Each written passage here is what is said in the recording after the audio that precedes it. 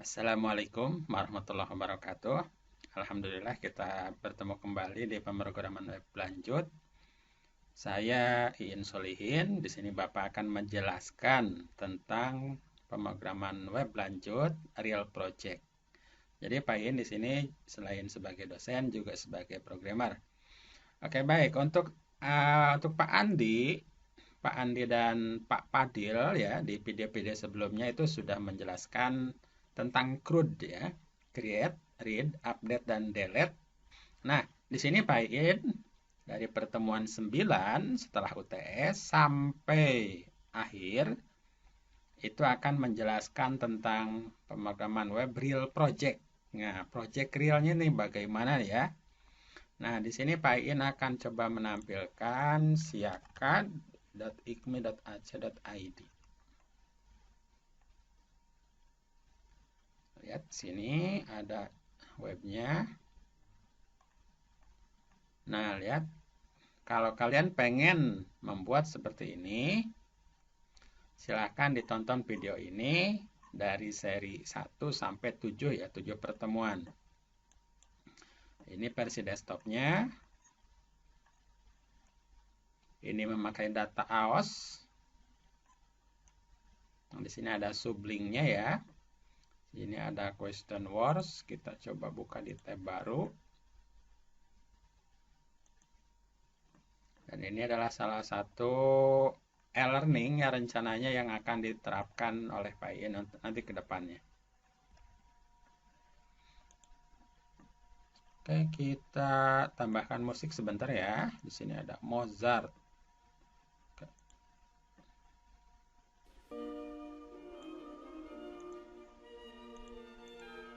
Untuk membuat sebuah web seperti ini ya, web siakat ini. Nah, apa sih tahapan-tahapannya ya? Berarti ini tidak akan langsung ujuk-ujuk ya, jadi bisa membuat website seperti ini tentu ada tahapannya. Bagaimana cara membuat icon seperti ini, kemudian menampilkan gambar hero ini ya, gambar hero ya. Kemudian ada button fitur. Di sini ada sub fitur. Nah, membuat icon-icon seperti ini harus pakai apa? Ya tentunya pakai salah satunya Photoshop ya.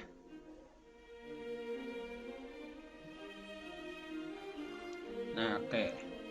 Untuk materi pemrograman web real project ini nanti akan kita bagi menjadi 6 video ya, 6 video series. Jadi satu video series untuk teori, Bapak akan jelaskan dari awal sampai akhir teori.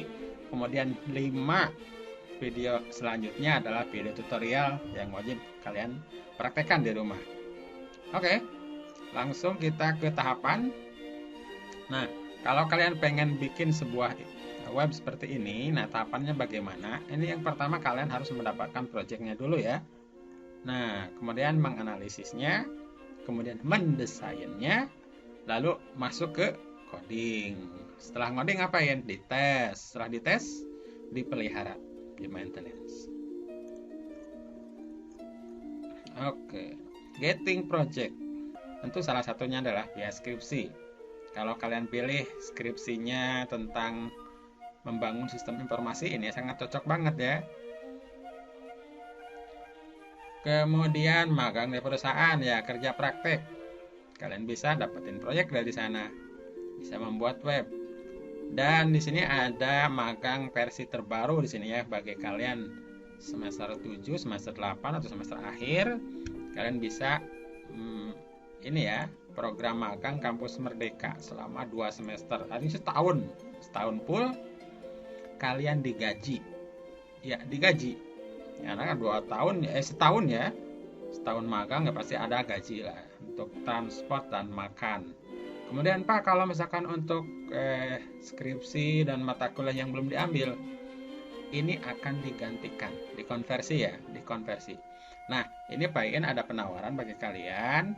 Kalau kalian ingin magang di IKMI, membuat web seperti ini lihat di sini fitur-fiturnya kan banyak ya.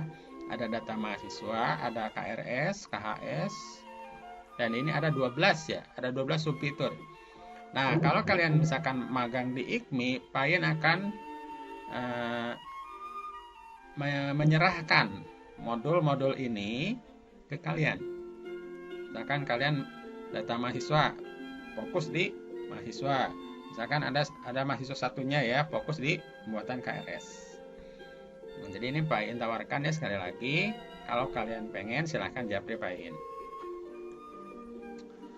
Oke, tahap kedua yaitu motivate yourself. Jadi kalian harus ada motivasi diri ya. Silahkan iseng saja cari Locker ya. Locker web developer atau web programmer ya. Locker web programmer developer sama aja ya. Nah, si Google pinter nih. Near Cirebon. Ada dari PT Sinergi Jaya Optima. Ada dari Web Corner ID dan 54 job. Silakan nanti kalian cari ya. Dan kalau misalkan kalian masuk ke Jobstreet, jobstreet.com, kita akan cari web developer. Ada berapa sih yang membutuhkan developer? Itu ada sekitar 1489 ya untuk hari ini juga. Jadi kalian nggak usah khawatir kalau kalian punya skill atau ilmu dalam membuat sebuah web. Lowongan kerja banyak banget. Oke, Pak, kalau untuk jadi web developer itu gajinya berapa ya kan? Gajinya berapa? Oke ya, paling rendah ya. Web developer ini contohnya ya, Pak ini ambil dari Jobstreet. Itu gajinya 5 sampai 7 juta. Itu apa yang harus kalian kuasai? Ini yang pertama adalah pengalaman minimal 2 tahun. Nah, artinya kalau kalian sekarang adalah kuliah, masuk program magang kampus Merdeka saja. Magang nanti bareng Pak In membuat sebuah siakan ya, siakan kan banyak fiturnya, kita bareng-bareng itu akan menjadi sebuah pengalaman bekerja. Kemudian PHP, HTML, CSS, JavaScript memang ini kewajiban ya. Kemudian experience with database system such as SQL ya. Jadi SQL harus paham. Kemudian UI UX development. Nah, harus bisa ya untuk mendesain tampilan depannya, itu harus bisa.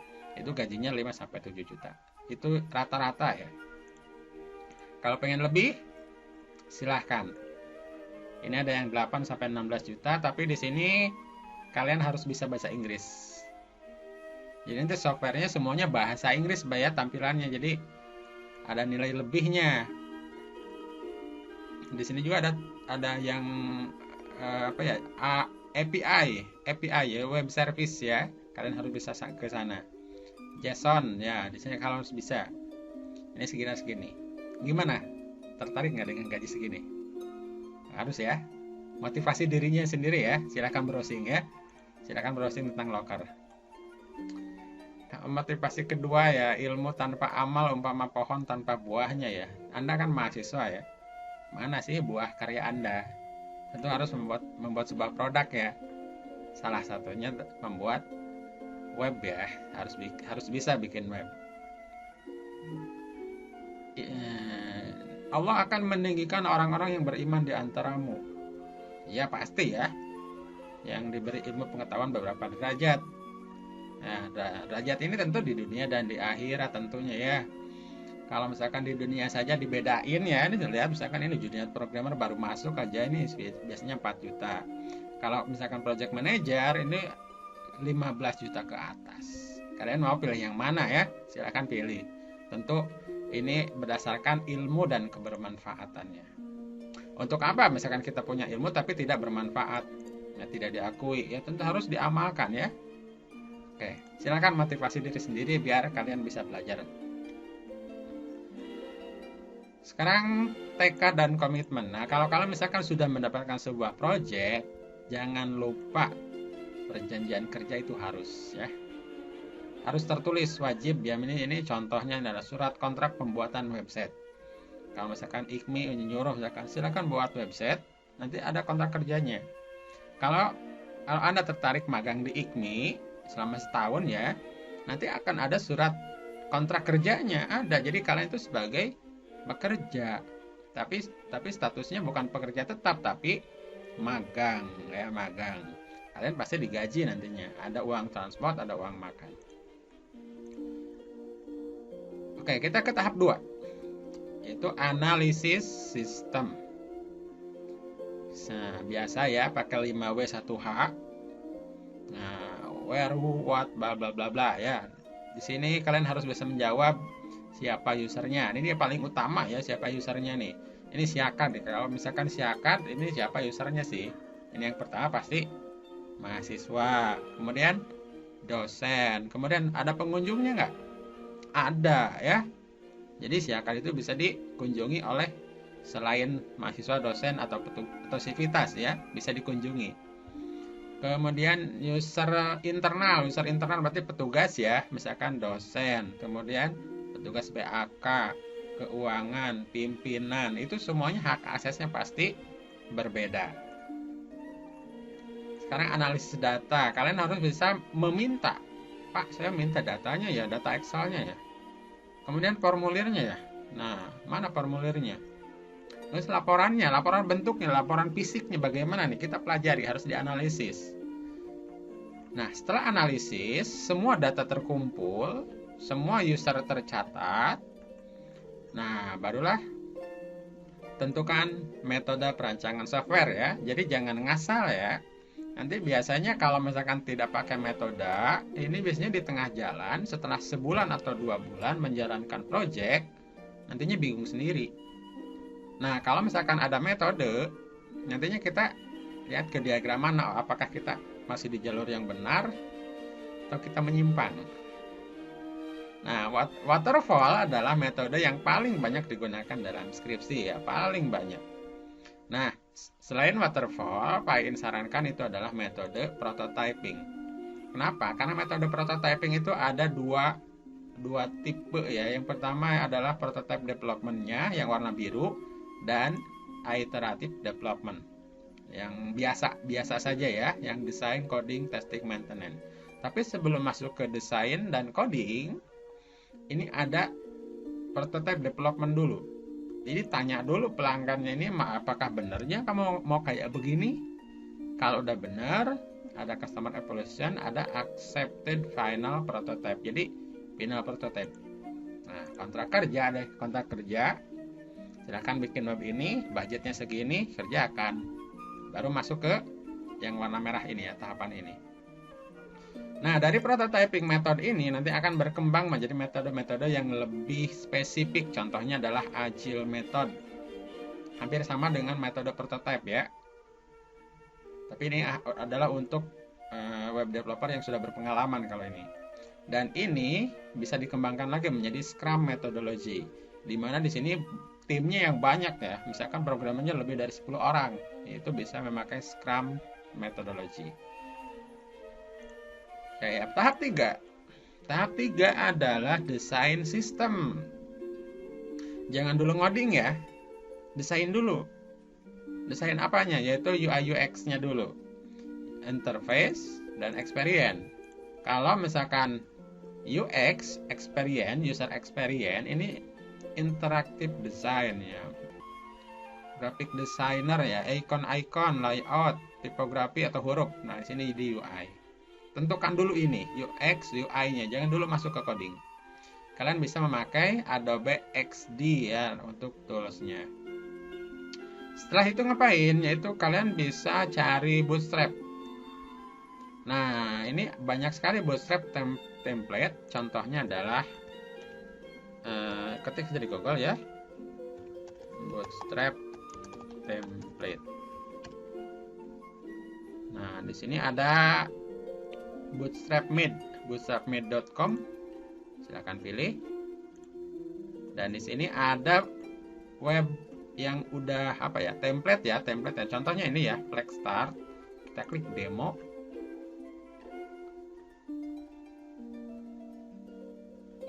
Nah, lihat ini tampilannya seperti ini nantinya. Tuh, nanti munculnya kayak gini. Nah, gini. Dan ini nanti kita bisa langsung dipakai ya.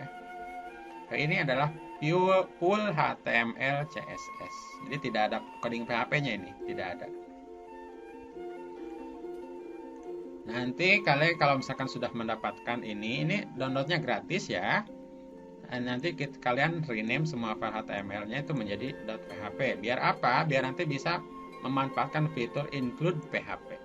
Jadi digabung-gabungkan semuanya ya. Nah nanti include PHP nantinya seperti ini nih. Di htdocs contohnya, web tracer. Nah, di sini ada index, di sini ada untuk pengunjung. Di sini ada hero, ada header, ada footer. Nah, di sini kan berarti kan ini untuk header ini digunakan untuk seluruh page ya. Berarti itu memakai include di PHP. Tapi kalau misalkan tidak pakai PHP, artinya ini file header ini tiap page berbeda ya kalau pakai HTML doang.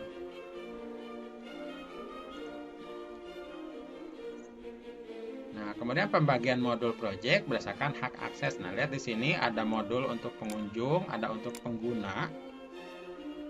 Pengunjung dan pengguna beda nggak? Beda ya. Kalau pengguna artinya dia itu sudah login. Nah, kalau untuk admin ya berbeda lagi pastinya. Admin punya hak akses. Nah, ini contohnya di sini ada misalkan ini PMB ya. PMB ada modul untuk browser, cetak, daftar, dan login ya. Satu folder browser atau folder daftar mungkin lebih dari 10 file PHP ya.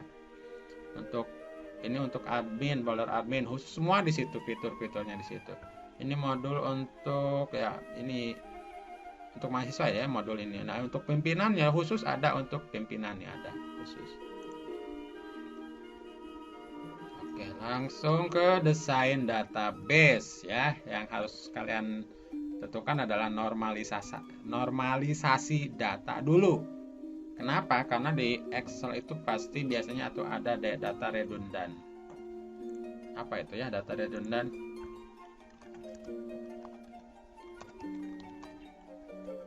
Adalah duplikasi atau penyimpanan data yang bla bla bla. Yang sama ya, penyimpanan data yang sama secara berulang. Pasti di Excel tuh banyak banget yang data yang berulang. Jangan sampai ini terjadi ya di database. Kalian harus mengkonversinya atau istilahnya itu normalisasi. Nah, kalau di Excel itu tidak ada istilahnya primary key dan foreign key, tapi di database itu wajib ada ya. Primary key itu adalah pembeda dengan record lainnya. Biar apa? Biar bisa dimanipulasi. Foreign key adalah primary key yang berada di tabel lain untuk keperluan relasi. Unique key ini tidak boleh sama ya. Contoh adalah nomor HP. Nomor HP kan nggak boleh sama ya. Berarti kita set itu adalah unique key. Dan tabel relation ini sangat-sangat penting dan sering dilupakan oleh mahasiswa. Makanya database-nya itu acak-acakan. Kenapa? Karena relasinya juga belum terbentuk. Ini contoh gini ya, kenapa ini penting? Bolehkah mahasiswa TI mengambil mata kuliah prodi KA? Pasti nggak boleh kan? Bolehkah mahasiswa TI jadi peserta kuliah prodi MI? Ya nggak boleh. Ada kelas MI lagi kuliah, anak KA masuk. Ya nggak boleh kan? Nah, makanya di dalam sistem database, tabel mahasiswa ini wajib ada relasi ke tabel prodi. Jadi di mana dia di select tabel mahasiswa, nanti ada penentu yaitu ID prodi. ID prodinya berapa gitu kan? Apakah ID prodinya 1 untuk TI kan? Itu khusus TI semua fitur-fiturnya. Nah, jadi ID prodi yang ada di tabel prodi itu primary key akan menjadi ID prodi foreign key pada tabel mahasiswa. Harus direlasikan. Nah, tahap berikutnya adalah coding atau development ya. Nah, ini dilarang masuk coding sebelum desain beres. Jadi kalian itu harus bisa ngedesain awal dulu. Walaupun masih acak-acakan ya, nggak masalah. Walaupun misalkan di UI UX di sini desain UI UX ini kalian masih manual. Nah, di sini tidak memakai Adobe XD ya, pakai tangan manual ya nggak apa-apa. Di itu aja, misalkan form login kayak gimana, digambar pakai pulpen ya. Kemudian setelah login bagaimana, gambar lagi. Setelah misalkan klik, misalkan menu data, klik ini gambar lagi sampai menu logout. Nah, mungkin kalian harus menggambar sekitar lebih dari 20 gambar di sana ya. Ya, mau tidak mau harus desain dulu. Nah, untuk apa? Untuk menjadi panduan. Panduan Anda nanti ketika ngoding. Jangan sampai ada coding yang direvisi ya. Jangan sampai ada coding yang dihapus. Jangan ya. Tapi coding itu biasanya itu harus di-update. Ada update boleh ya. Coding dihapus, wah lama jadinya ya skripsinya. Nah, kode HTML dan style CSS bukanlah coding, tapi marking ya. HTML kan hypertext markup language. Markup hanyalah proses menandai agar browser ngerti cara menampilkan warna, jenis huruf, besar font, dan lain-lain. Jadi UI UX contoh dari Bootstrap di sini ya, ini adalah flex start, ini belum ke coding, belum ya, belum. Di sini baru hanya memakai HTML dan CSS. Ini hanya menandai bahwa gambar itu harus berada di sini. Ini menandai bahwa si teks ini harus termasuk adalah heading 4 misalkan ya. Ini belum masuk ke coding ya, istilahnya belum ya. Nah, kemudian UX designer nggak perlu ngerti coding, nggak perlu ya. Tapi cukup perlu menandai saja, menandai. Ya, emang itu menandainya juga memang harus apa ya? Ini udah level tinggi ya. Menandainya ini level tinggi. Nah, ini harus warna apa, kemudian besar hurufnya harus gimana, kemudian animasinya mau kayak seperti apa ya. Nah, ini animasinya juga gampang lah ya, animasikan kita memakai framework ya. Nah, coding itu adalah dimulai dari if, then, else. Sini baru kita masuk ke coding. For next ada do while, itu coding ya. Jadi kita jangan dulu masuk ke if dan else sebelum desainnya beres. Jangan dulu masuk. Kalau sudah beres desainnya, terdata, tertuliskan ya, terekam, baru kita masuk ke coding. Oke, coding yang pertama biasanya adalah new connection database. Nah, ini contohnya. Kemudian setelah itu kalian bisa bermain-main dengan jQuery Ajax. Saat diklik ini masuk ke sini, saat diklik ini masuk ke sana. Itu memakai jQuery. Atau kalian bisa memakai other framework, banyak banget ya, AngularJS, Laravel, Vue, React, atau Ionic. Nah, setelah itu bagaimana yang dites? Dites ya. Kode PHP kita bisa dites memakai var dump kalau misalkan ada error. Nah, isi error itu mengecek variabel. Kemudian kita biasanya memakai debug mode dan die. Kalau misalkan spesifikasi atau requirement-nya tidak mencukupi, maka die, matikan kode. Nanti kita akan praktikum ya. Inspect element, kalau misalkan di sini tidak muncul errornya, nah kita bisa inspect elemen yang ada di browser. Kemudian jangan lupa di mobile test, karena user sekarang itu kebanyakan mengaksesnya via mobile. Bagaimana tampilannya? Apakah hurufnya itu berubah, posisinya berubah, atau menyesuaikan atau responsif ya. Setelah mobile test, silahkan beli akun cPanel ya, atau nginduk ya dulu ya. Nginduk juga boleh ya, nah, biar gratisan ya. Contoh ini nginduk ya, ini nginduk nih dari Siakad ke keywords, ini adalah nginduk ke Siakad. Nah, beli akun cPanel, kemudian export import database ya via phpMyAdmin saja ya, biar gampang. Kemudian uploadkan seluruh file project ke via file manager. Kemudian lihat via browser apakah nanti ada perubahan tidak. Kalau tadi kan di localhost, nah sekarang sudah bukan localhost lagi ya, ini bisa adalah siakan ikmi.ac.id. Nah ini ya. Langkah terakhir adalah maintenance. Nah di sini akses log, last login, last play. Kita lihat di sini kapan dia terakhir login, kapan dia terakhir bermain ya. Nah ditambahkan di mana? Misalkan di tabel player. Ini untuk akses log. Kemudian untuk error log di sini untuk di chat-nya ada, silakan kalian nanti akses. Itu adalah tahapan bagaimana cara membuat sebuah sistem informasi, contoh yang tadi yang siakan di ikmi.ac.id dari awal sampai akhir.